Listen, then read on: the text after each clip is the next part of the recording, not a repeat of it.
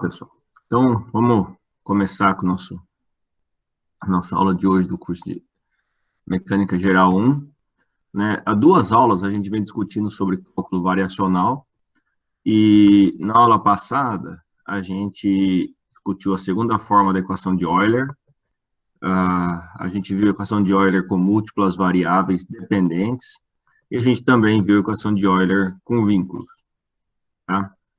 Então, hoje a gente vai encerrar essa discussão de cálculo variacional, tá? Passando pela discussão de vínculos em forma integral, né? Na aula passada a gente viu vínculos que não eram de forma integral, que eram de forma de uma função, né? A gente vai ver também uma terceira forma da equação de Euler, né? Que basicamente a gente não vai usar nesse curso, mas acho que é uma questão mais de informação, né? De passar para vocês que existe vou dizer, uma terceira forma da equação de Euler, que é quando ela não depende de y', tá bem? Bom, pois bem, né? E por fim, né? Eu vou fazer um exemplo, mas vai ser exemplo aí da forma integral. Então, pessoal, vamos começar aqui discutindo vínculo de forma integral, tá? A gente viu na aula passada, né, que existem, né, os vínculos que ligam as variáveis dependentes numa função f de y', e x, né? A gente viu, por exemplo, no caso do exemplo da formiguinha que a gente fez na aula passada, a gente viu que tinha um vínculo do tipo, que eu podia escrever que x ao quadrado mais y ao quadrado mais z quadrado era igual a r quadrado, tá? Então, ele ligava aí as variáveis y e z, né, que são variáveis dependentes de x, tá? Ou então a gente escrevia, então, que um g de x, y e z era igual a x quadrado mais y quadrado mais z quadrado menos r quadrado, tá? Igual a zero, né? A gente viu isso aí na aula passada. Todavia, os vínculos eles podem surgir de forma diferente, né? E uma dessas formas que eu quero chamar a atenção de vocês é que o vínculo pode surgir de forma integral, né? Então, assim, por exemplo, né? Aquele caso da catenária que a gente discutiu na aula passada, né? Se você pensar, né? O comprimento da corda, em nenhum momento a gente falou do comprimento da corda, né? Quando a gente fez os exemplos da catenária. Mas se você pensa, né? E eu falo que o comprimento da corda, ele é constante, L, né? Então, eu prendi a corda entre dois pontos, né? E ela tem uma constante, o comprimento dela é constante, L.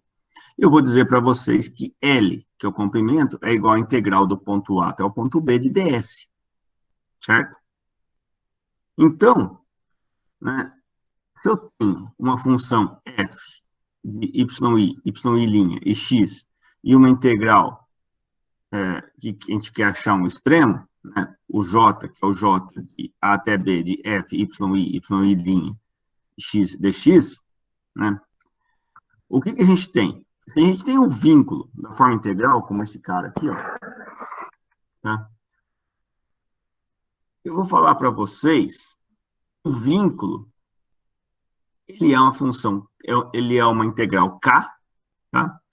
Que é uma integral de a até b de um g de y', x dx, tá? Então, percebam que, nesse caso aqui do exemplo, essa integral de a até b, né, ela é uma integral de x1 até x2, de raiz quadrada de 1 mais y' ao quadrado de x. Tá? Isso daqui é igual a L, que é igual ao comprimento da corda. Tá? Então, percebam que, se eu faço dessa forma, O meu G de Y, Y' e X é isso aqui, ó. Aqui é o meu G. Tá? Nesse caso do exemplo, o meu G seria raiz quadrada de 1 mais Y' ao quadrado. Legal, pessoal. Tá joia? Pois bem. Pois bem, né? Então, de forma análoga, o que a gente fez para o vínculo em forma de função, eu vou definir uma constante lambda, de modo que a gente pode achar o extremo agora da seguinte integral. Integral de A até B, de f mais lambda G. Ou seja, desse f, que é da função que eu quero minimizar, ou maximizar, que eu quero achar um extremo, mais lambda vezes o G. Tá? Então, eu vou fazer uma integral de A até B de f mais lambda G dx. Tá? E eu vou, então, chamar essa função de uma função h. A função h, que depende de y, y' e x, ela é igual a uma função f, é igual a função f, que depende de y, y' e x, mais lambda vezes g de y, y' e x. Tá? E para a gente achar o extremo, a gente vai achar o extremo de h. Tá? Então, a equação de Euler, ela vai tornar-se simplesmente ΔH, ΔY' menos ddx, ΔH, ΔY'. Opa, tá errado aqui, tá? É ΔH, ΔY. Opa, foi um erro de digitação aqui. ΔH, ΔY menos ddx, ΔH, ΔY', que é igual. Aí você vai copiando as coisas, você nem percebe, né? Corrijam aí nas notas de aula, tá, pessoal? Eu vou corrigir depois e mando para vocês de novo. Então, é igual a ΔF, ΔY, menos ddx, ΔF, ΔY', mais lambda, ΔG, ΔY, menos ddx, ΔG, ΔY', igual a zero. Tá bem?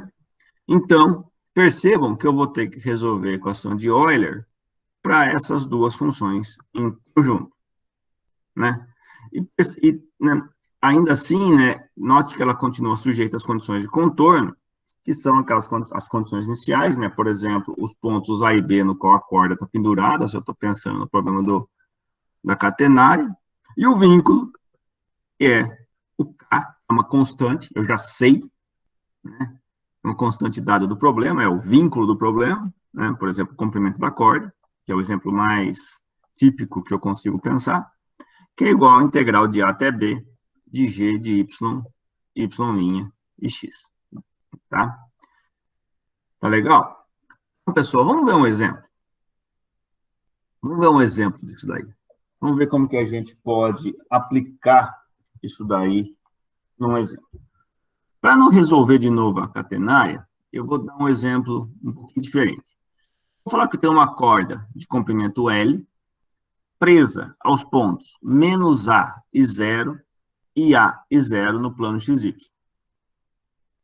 Eu quero encontrar a forma que devemos fazer com a corda para que a área delimitada entre a corda e o eixo X seja a maior possível. Tá? Então, eu tenho o ponto A, que é menos Azinho 0, o ponto B, que é Azinho 0, aqui é o meu eixo X, aqui é meu eixo Y, tá? E a minha corda, eu sei que o comprimento dela é L, tá? E ela está presa nos pontos A e B, e eu quero, então, achar qual formato que essa corda deve fazer para que a área entre a corda e o eixo X seja a maior possível. Tá?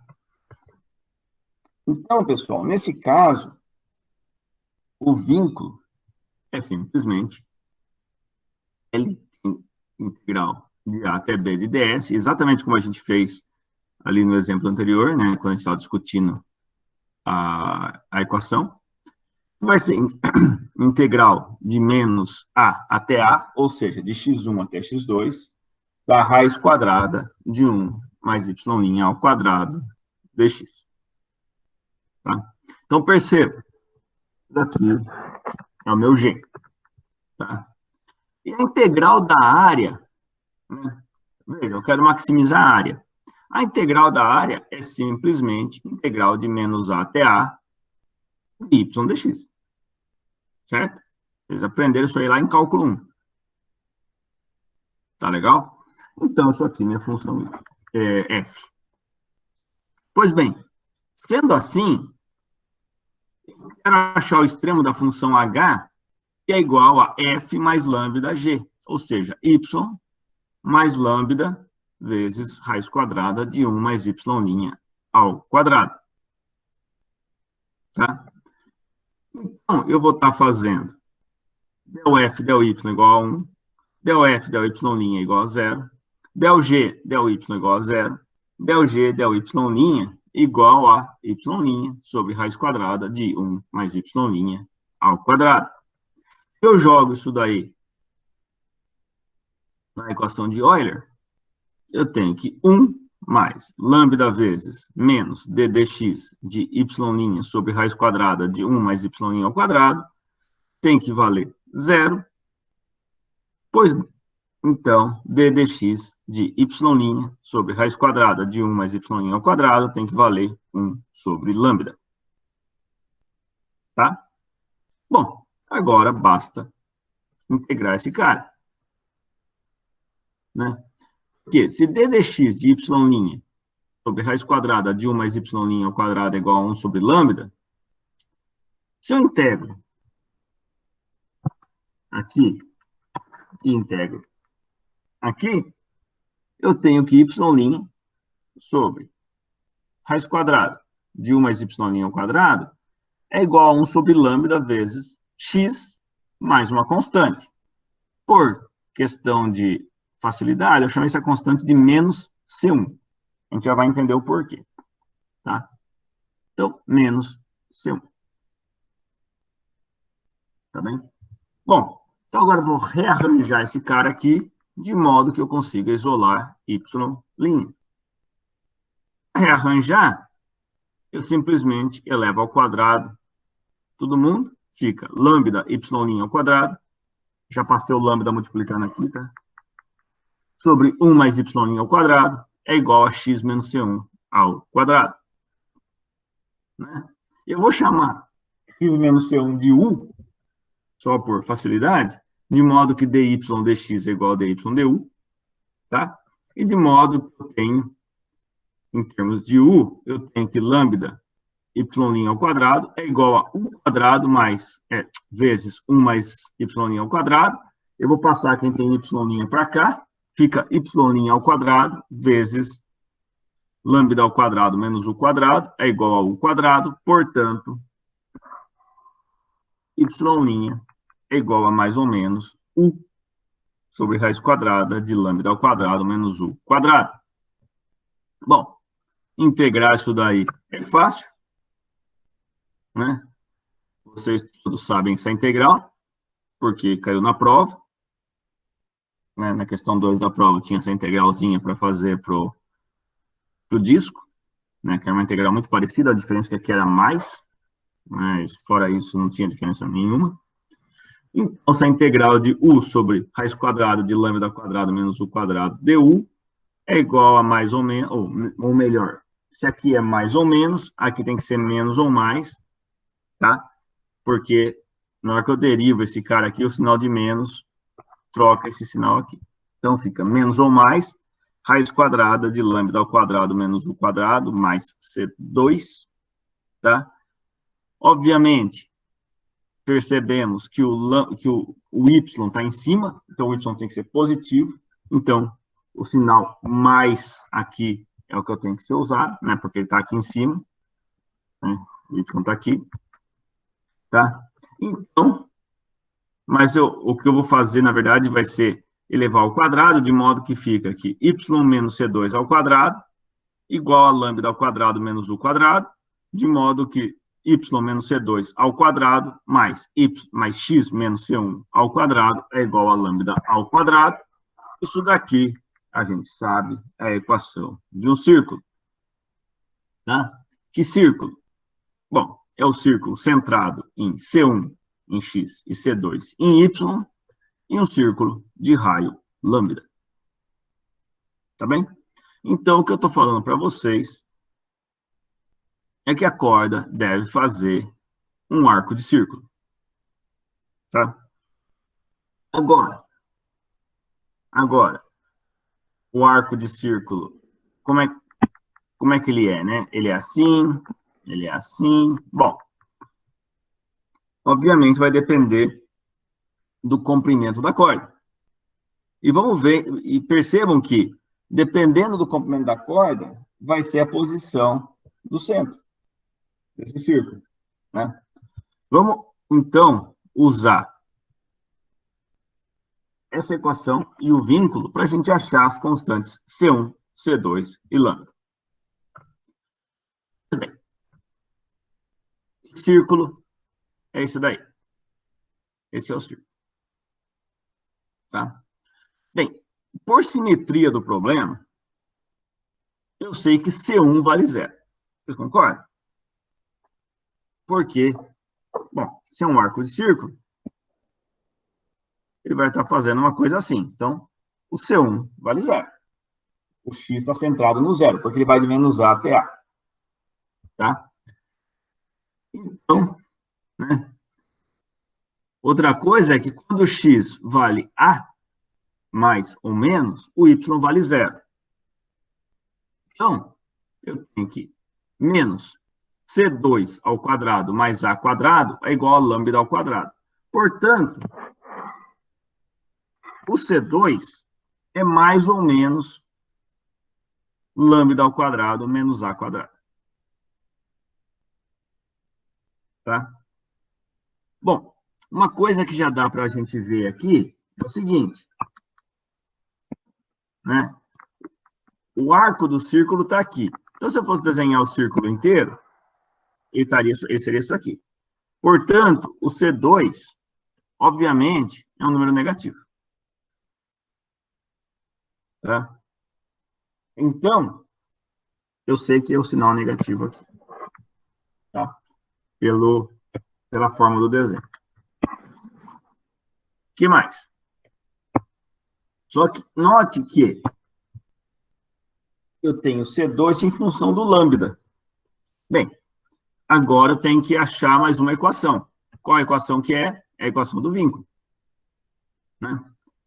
Então, para achar o lambda, eu vou usar a equação do vínculo, porque a integral de menos A até A, de raiz quadrada de 1 mais y' ao quadrado, dx, é igual a L, que é o comprimento da corda. Né? E o y' é menos 1 sobre raiz quadrada de lambda ao quadrado menos 1 quadrado.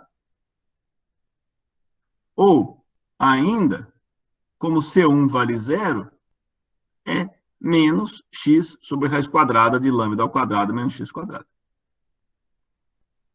Tá? Com isso, pessoal, com isso, 1 mais y' ao quadrado é 1 mais x sobre raiz quadrada de lambda ao quadrado menos x quadrado ao quadrado. Então, essa integral dá integral de menos A até A, de raiz quadrada de lambda ao quadrado sobre lambda ao quadrado menos x quadrado dx. Ou ainda, se eu faço uma substituição do tipo x é igual a lambda seno de θ, dx é lambda cosseno de θ de θ. Então, ele fica integral de arco seno de menos A sobre lambda, até o arco seno de A sobre lambda, né? De raiz quadrada de 1 sobre 1 menos seno ao quadrado de θ, vezes lambda cosseno de θ de θ. Percebam que isso daqui nada mais é do que um cosseno. Isso aqui cancela com isso. Fica, então, 2 integral de lambda de θ, que é, na verdade, lambda θ. Lambda θ avaliado entre arco seno de A sobre lambda até o arco seno de menos A sobre lambda. Se eu lembro que arco seno de menos A sobre lambda é igual a menos arco seno de A sobre lambda, então aqui fica lambda vezes arco seno de A sobre lambda menos menos arcosseno de A sobre lambda, então fica simplesmente lambda arcosseno de A sobre lambda mais lambda arcosseno de Lá sobre lambda, então nada mais, nada menos que 2 vezes lambda arcosseno de A sobre lambda. Tá? Ah, professor, mas por que o limite de integração é arcosseno de A sobre lambda e arcosseno de menos A sobre lambda? Ué, porque o limite de integração era menos A e A, tá? E quando o x vale A, eu tenho que A é A igual a lambda seno de um θ1, e quando o x vale menos A, eu tenho que menos A igual a lambda seno de θ2, tá? Então, θ1 é o arcosseno de A sobre lambda, e o θ2 é arcosseno de menos A sobre lambda. Tá bem? Pois bem, então, eu tenho que 2 lambda arcosseno de A sobre lambda é igual a L, portanto, A sobre lambda é igual ao seno de L sobre 2 lambdas. Tá bem? Então, veja, eu tenho uma equação que relaciona o C2 e o lambda, e eu tenho uma outra equação aqui que me dá o lambda em função dos parâmetros que eu já tenho, que é o A e o L. Então, veja, eu tenho lambda a partir dessa equação aqui de baixo, uso o L aqui, acho o C2. Tá joia? Tá legal? Então, vamos ver, né, a solução. A solução é simplesmente y menos C2 ao quadrado, mais x quadrado igual a lambda ao quadrado, né? Onde C2 é menos raiz quadrada de lambda ao quadrado menos A quadrado, né? Então, eu posso escrever aqui y mais raiz quadrada de lambda ao quadrado menos A quadrado ao quadrado, mais x quadrado igual a lambda ao quadrado. Perceba que a equação fica só em função de lambda, onde lambda satisfaz essa equação. Perceba que é uma equação transcendental, né? A sobre lambda é igual a um seno de L sobre 2 lambda. Tá?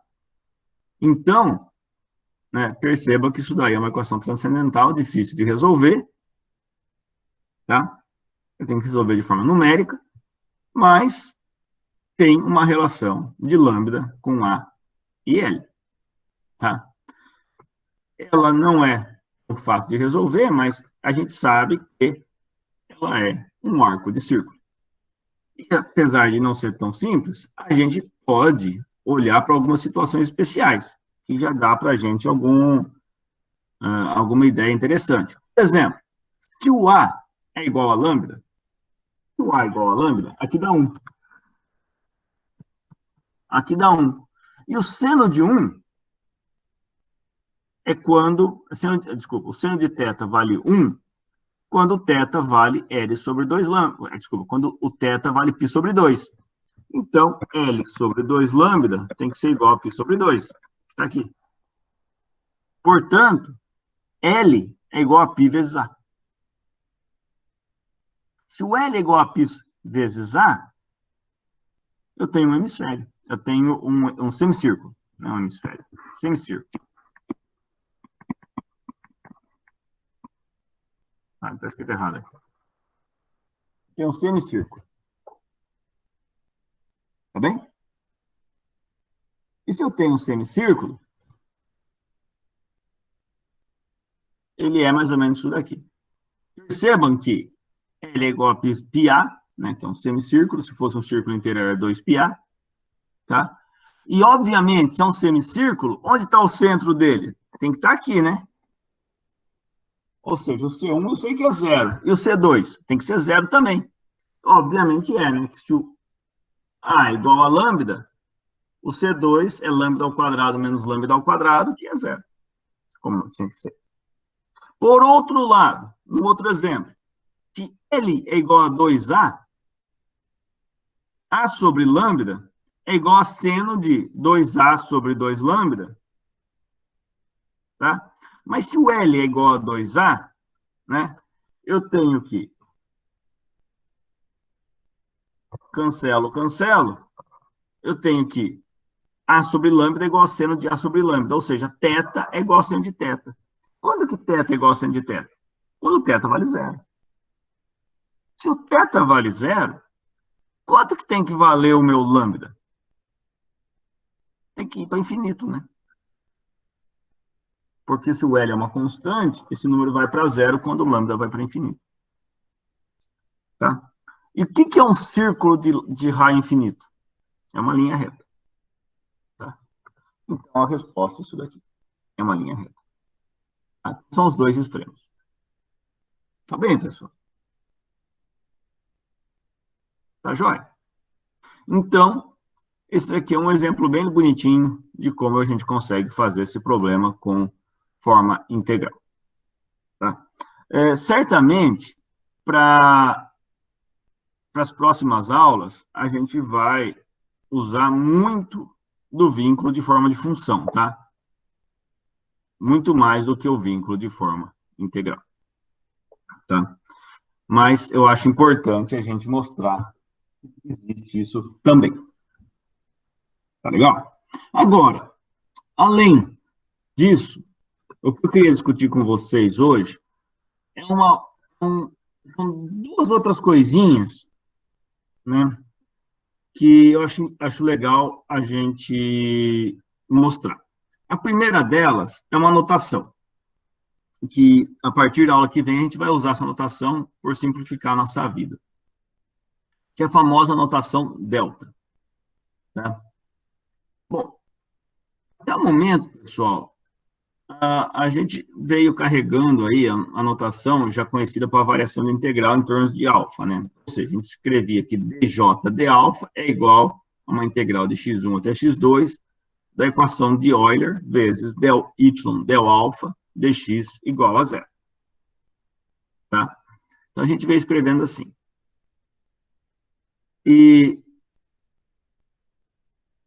Então, pessoal, como x e o x e nem os limites da integração dependem de alfa, né, eu posso inserir um d alfa, eu posso multiplicar por d alfa de um lado e multiplicar de d alfa do outro também. Tá? Então, eu posso falar que dj d alfa vezes d alfa é igual a essa integral da equação de Euler, del y del alfa, d alfa dx igual a zero. Então, eu vou definir, pessoal, o ΔJ, que é uma variação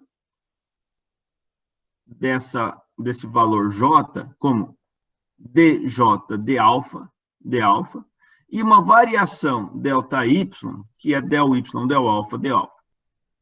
De modo que eu vou reescrever a equação que estava escrita lá em cima, como ΔJ é igual a integral de x1 até x2 de del f, del y menos d dx, del f, del y', delta y dx. Ou ainda, em termos de notação, eu vou escrever que isso é a integral de x1 até x2, delta da função f de y', x dx igual a zero. Tá? Então, isso daqui é apenas uma notação. Eu quero dizer o quê? Eu quero dizer o seguinte, eu tenho um caminho entre A e B, e o caminho ideal é esse caminho azul, tá?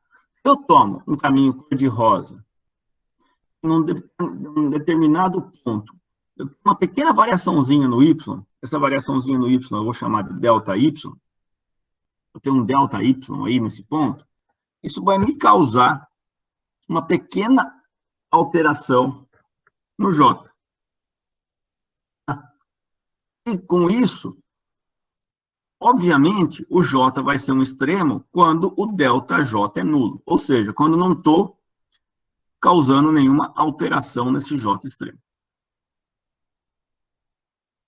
Tá? Então, isso é só uma questão de notação, tá, pessoal? Só uma questão de notação que a gente vai começar a usar a partir da aula aqui. Tá? Então, eu vou falar para vocês que eu vou estar calculando ΔJ nulo. Tá? Só uma anotação. Tá? Então, dito isso, né, quando eu for discutir o princípio de Hamilton e a equação de Euler-Lagrange, a gente vai usar essa notação, que ela é mais elegantezinha. Só isso. Além disso, uma outra forma da equação de Euler, das equações de Euler, que a gente pode usar também para encontrar extremos de funções, né? Aqui eu chamo de terceira forma da equação de Euler. Eu, honestamente, não sei se na literatura eles chamam de terceira forma, mas eu chamo de terceira forma porque a gente discutiu a forma normal, a segunda forma, então eu resolvi chamar de terceira forma, tá? Que é basicamente, né, a gente viu casos no qual a função não depende explicitamente de y ou de x, né? A gente viu que quando não depende de y, usar a primeira forma da equação de Euler facilitava muito, porque del f, del y era zero. E a gente viu, quando ela não dependia explicitamente de x, eu tinha uma segunda forma da equação de Euler que facilitava a nossa vida na hora de achar a solução. Agora, pode ter caso também na qual a função f não depende da derivada, ou seja, ela não depende de y', tá? Então, o y' não aparece explicitamente na função, tá? Então, eu vou falar que del f, del y' é igual a zero, tá? Com isso, na equação de Euler, eu tenho que del f, del y' é igual a d dx de del f, del y', ou seja, é um d dx de zero. Portanto, o del f, del y' também é zero. Tá? Do outro lado, eu tenho que del j, del y' igual a del y' dessa integral. Tá?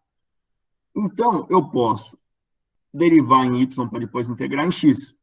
Então, eu vou escrever como integral de a até b de del f, del y', porque é uma derivada parcial, tá? Ela é uma derivada total, del f, del y', dx igual a zero.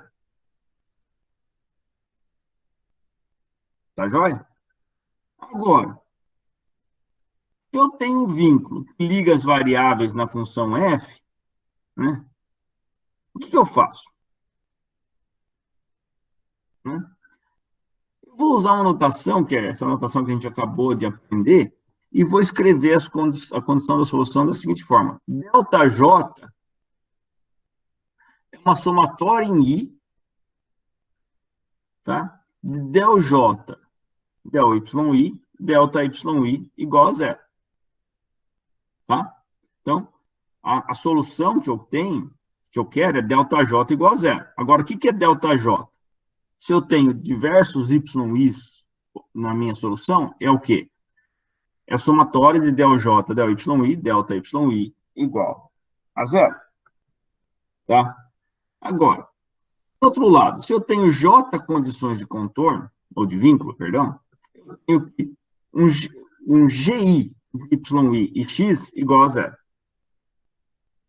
Né? De modo que o delta GI é igual ao somatório em I de delta GJ. Aliás, desculpa, eu falei delta GI, né? Delta GI, GJ, perdão, opa. Delta GJ é igual ao somatório em I de del GJ, del YI, delta YI igual a zero. Agora, como as duas equações são nulas, eu vou escrever da seguinte forma, ó.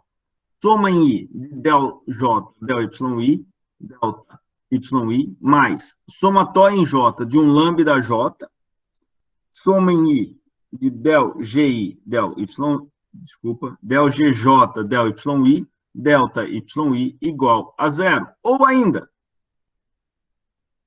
as somas em I, em J e em J são independentes. Eu vou escrever, então, que soma em I de del J, del YI, delta YI, mais soma em I da soma em J de lambda J, del GJ, del YI, delta YI igual a zero. Tá? Agora eu posso pegar e pôr junto todas as somas em I, tá? De modo que soma em I del J, del YI, mais soma em J de lambda J, del GJ, del YI, delta YI igual a zero. Tá? Veja, isso deve ser verdade para qualquer pequena variação em delta YI. Portanto, para a somatória ser zero, obviamente, cada termo deve ser zero. Então, del J, del YI, mais soma em I de lambda J, del GJ, del YI é igual a zero.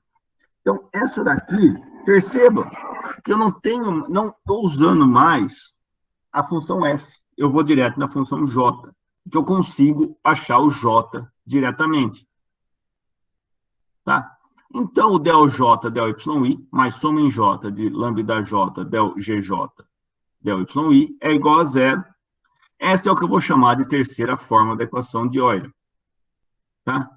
E ela é útil, pessoal, em alguns problemas em que a função j já é conhecida. Por exemplo, se eu quero encontrar o maior volume de um paralelepípedo circunscrito por uma esfera de raio R. Tá?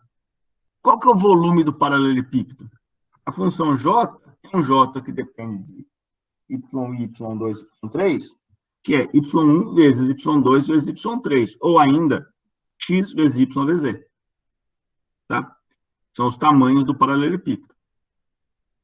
E se ele está circunscrito por uma esfera, eu sei que y1 ao quadrado, mais y2 ao quadrado, mais y3 ao quadrado é igual, ou menos 4r1 ao quadrado é igual a zero. Tá vendo? Então, eu tenho aqui o meu vínculo, e eu tenho aqui a função que eu quero maximizar. Eu quero achar o máximo do j. E daí eu uso essa equação de Euler aqui. Tá? Veja, isso aí vai ser útil para a gente nesse curso? Não, na verdade não. Mas eu acho que era informativo mostrar para vocês que tem essa outra utilidade da equação de Euler. Tá? É mais aí mesmo que uma informação. Tá joia? Opa, apertei demais aqui. Tá legal, pessoal? Tá legal? Então, na aula de hoje, a gente encerrou o capítulo 6 do livro. A gente olhou formas distintas da equação de Euler, né? A gente viu aí essa terceira forma da equação de Euler. A gente viu a equação de Euler com vínculo na integral, tá? E então a gente acabou aí olhando todas as ferramentas que a gente precisa e até algumas coisas a mais, né? Como essa terceira forma que a gente não vai usar nesse curso, mas, de novo, enfatizo que é interessante a gente ver que tem uma outra forma de usar e que pode ser útil em algum outro momento, tá? E, então, pessoal, a gente acaba a aula de hoje aqui e na próxima aula a gente vai, então, entrar naquilo que eu penso que é a parte mais interessante desse curso, que é as equações de Euler-Lagrange. Então, a gente vai começar discutindo o princípio de Hamilton, e a partir daí a gente vai discutir as equações de Euler-Lagrange e aplicar todo o conhecimento que a gente adquiriu nas últimas 3 aulas para discutir equações de movimento, tá? De dinâmica. Então, tá legal, pessoal. A gente termina a aula de hoje por aqui. A aula foi um pouco mais curta, mas eu fico aberto para a gente tirar dúvidas, se vocês ainda tiverem.